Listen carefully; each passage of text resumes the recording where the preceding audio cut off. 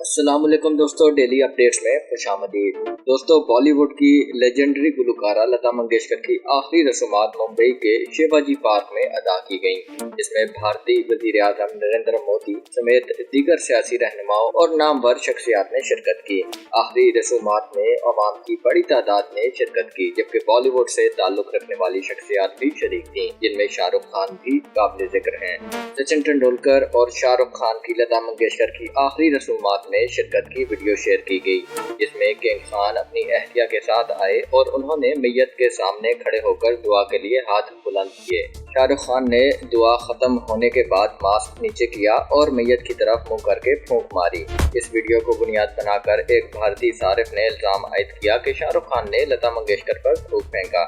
इसके नीचे और भी सारिफ आए और शाहरुख खान पर यही इल्जाम आयद किया। यहाँ इल्जाम आयद करने वाले सारिफीन थे, वहीं सोशल मीडिया पर कुछ ऐसे बाशऊर लोग भी मौजूद थे जिन्होंने इल्जाम लगाने वाले सारिफीन को समझाने की कोशिश की कि शाहरुख खान ने थूक नहीं बल्कि दुआ पढ़कर फूंकी है।